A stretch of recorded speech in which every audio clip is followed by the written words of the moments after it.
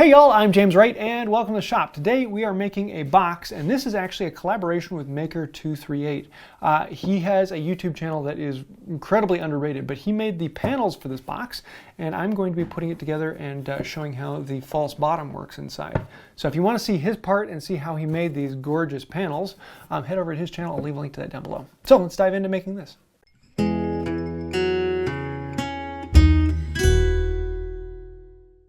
Ooh, we have a package to unwrap. This is all put together by Maker238, and he wrapped it up and sent it to me. So we basically have the panels for the box all made up. Now we can put them all together. Did a really cool job of wrapping it up with a laser cut piece of leather, and I had no idea what I was going to be getting into until we opened it up. So it was kind of one of these fun things. He was making a box and sending it off to me, and I'm like, ooh, okay, I get to work with this. So we have a maple and walnut inlay. It's full stripping inside, and then it is wrapped in cherry. So I'm going to be doing some carving on this, and I had no idea what I was going to be doing until we opened it up.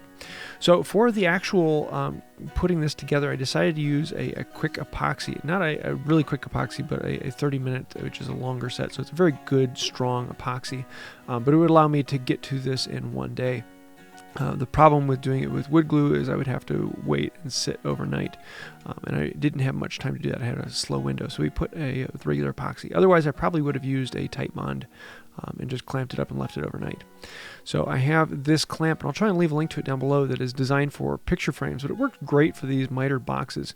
It allows you to kind of wiggle with it, and I wish I had a second one. I need to pick up another one here sometime, so that way I can have one on the top and one on the bottom. It would have worked fantastically for this. Now for the bottom and the top, they're actually just pressure fit in. He did a perfect job of sizing them. They just slide into place. So we add a little bit of epoxy, and oops, that one stuck in too far, so I'm going to have to clean that up later. But oh well, thankfully it is actually rather easy to clean up with a card scraper, so it's going to look like a mess, but not a problem. Since I only have the one strap, we're going to have to do it with other clamps, and so you just put them on in series, making sure not to overpressure them, balance them back and forth until you get a nice clean, tight miter on there. And the more clamps, the better. It's the way it normally goes, but you never have enough of them. We're going to work all the epoxy down in the cracks, make sure there's any void or anything. The great thing about epoxy is it's actually very good for filling voids and gap filling. Now, if you don't have a corner clamp like that, just a simple ratchet strap actually does pretty well. You just need to be careful with it because it's pulling all from one side rather than from both sides. So once that was put on there, we're going to clean up the two sides because they didn't match up. They didn't match up perfectly. I wanted to do this before putting the top on because it's actually overhung rather than fitting down into it. And I'm not quite sure why he made it ever so slightly larger, and I think his intention was to create that lip on top, but I decided to plane that off because it was only about a 1/16 inch on all sides. Sorry, man, but that's the fun of playing with things you don't quite know what you're getting until you get it. This was a fun experiment with that because I had no idea what I was going to do until it arrived, and I opened it up, and so we had one day to do it, and that kind of that pressure allows you to try different things, and it kind of relieves the stress of doing things perfectly.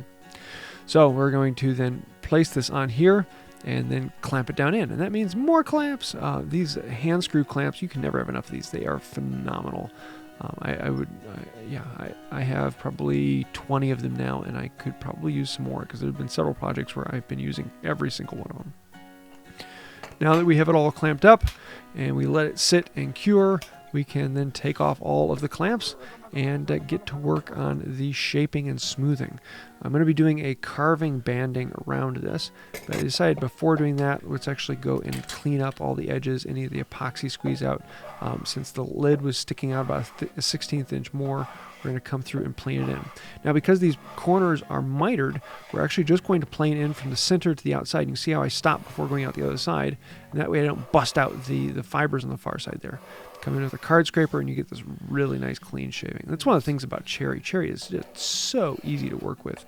And removing epoxy, a card scraper does a phenomenal job of really cleaning it up and getting you that surface you're looking for.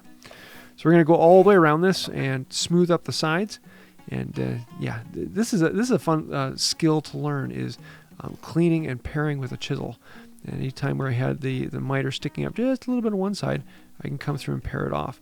I'll probably come back in and plane it down so that the miters match up, because if they don't match up perfectly, you can always plane off the side that's overlapping and bring it back down into where it should be.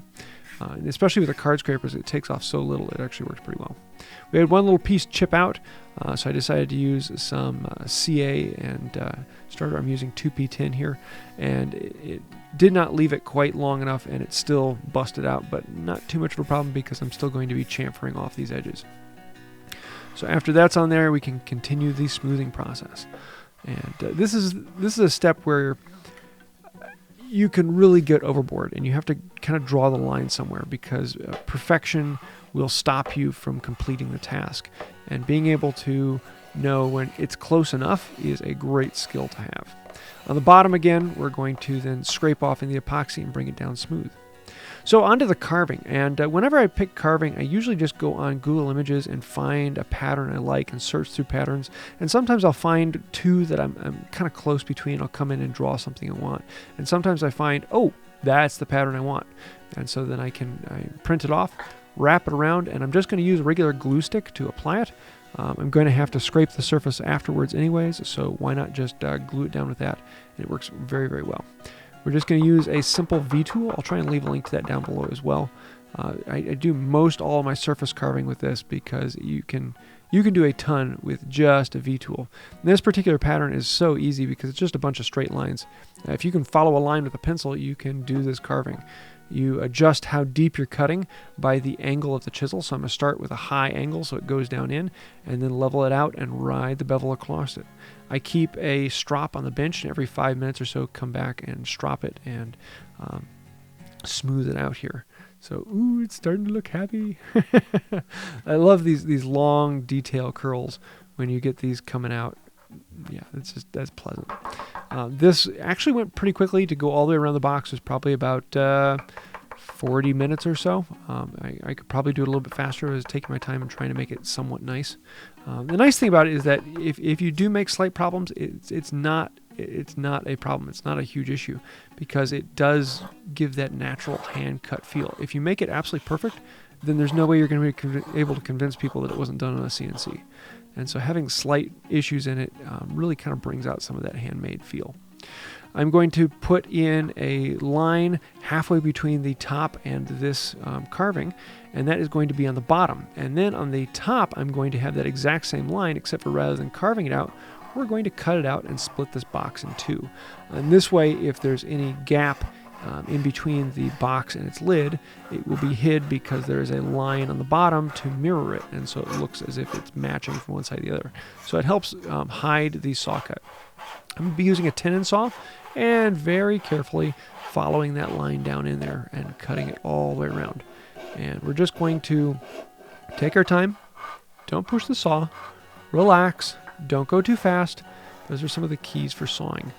When you get close to one side and it's starting to pinch on itself, you can stick a wedge in there. You can see I have several door wedges, and those can then fit into there to space it out, so you can clamp that side and then cut down on the other side until we cut through, and the saw should pop through right there. Oh, look at that happiness. So now we have two halves of it. We need to clean them up, and as well as there's a bunch of epoxy spill out on the inside. I'm just going to do a light chamfer all the way around the inside, and this is really easy to do with a chisel. Just don't allow it to dive in. Allow the back of the chisel to register off the back, and you can get in there. Card scrapers are great for getting into the epoxy and scratching it out. You're not going to get those curls you're wanting with it, but for getting into the corner, it will make sure you get all the epoxy out of there and really cleans it up nicely. So a card scraper is a phenomenal tool for epoxy removal and detailing. Come in with the block plane and chamfer off the outside corners, and it is now basically a box. We just need to put a hinge on it. Yeah, we need to do a little bit of cleanup because there's some saw marks on it. Oh, I decided on the top and bottom just to do a fairly heavy chamfer of the full thickness of the top, which is about 1/4 inch. And so because the fibers stick up on the end, I'm only going to plane from the outside to the middle, and until I get a chamfer on the other side that I can then match, so that I'm not going to be busting out those fibers. So I'm going to be planing from one side and then stopping just short of the other side, and then come back from the other side, so that I'm always planing those fibers into something that's being supported until I have a chamfer on the other side that I can then go off without fear of busting off the fibers. So we chamfered around the top and bottom corners of this. Now we can start to do some of the detail before finishing. And for finishing, you guessed it, boiled linseed oil. Now, a lot of people are really going to worry about it with the maple and the cherry. You tend to get a little bit of blotchiness, and I kind of like that look, and so that's what I want to just put this into there. If you don't like that look, then you can put on a pre-finish, and it will more or less seal the pores so you get an even coat of absorption from the boiled linseed oil. But as it is right now, different parts of the wood will soak up different amounts of boiled linseed oil, and so you start to get that kind of natural blotchiness to the wood, and I like how it brings out that tone. That's what you actually use in white oak to bring out the rays that come out in that. So now onto the hinges. We're going to lay those out, make an awl mark so that we can pre-drill for those, and then come in and screw them down in. Actually, I didn't pre-drill for these because the screws were so tiny they actually fed into the cherry very well, so I didn't have to worry too much about that. Just make sure you have an even pressure on it and a good bit. It is very important that the bit fit the screw. Otherwise, you're going to be stripping them out and causing all sorts of problems. Now we have a lid. Hey, look at that. The box is basically done. Now, Maker 231 also provided a false bottom, and he actually had slides that this would fit on, and he shipped those to me separately, and I didn't realize that's what they were for. So if you want to see how those would go, check out his channel. But I actually just found putting it in the bottom here allows you to hide things in that. There's actually magnets in there, so you can put a magnet in it and pull it out, and you could hide papers and other things like that down below, and it looks like it should be there at all, and I really like how that came out. The carving all around this, I am very pleased with it. I'd love to hear your thoughts on it, because this is one that, yeah, I kind of like it.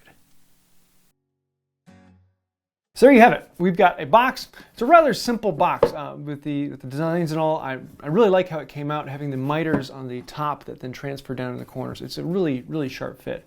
And you've got to go check out Maker 238. He's the one who made the panels for this and did all of this on the top. Really cool. And he has a sweet channel that is very underrated in my opinion. He's kind of new on the scene, but doing some very cool things. So definitely take a look at him. So yeah, there we have it. Fun box with a false bottom. Really like how this came out. I hope you did as well. I do want to say a huge thank you to the patrons on Patreon, members here on the channel, and to Maker 238 for making this happen. If you'd like to see his channel, links to that down below. And also, if you do ever meet anyone who's scrolling over here on the side, make sure you tell them thank you, because they're the ones making this channel happen and keeping these lights on. I think that'll about do it for now. And until next time, have a wonderful day. I really should have held on to this video until later this year, because there's a day that this would fit perfectly. I mean, it's called Boxing Day, for goodness sakes. I wonder if it's a false bottom Boxing Day.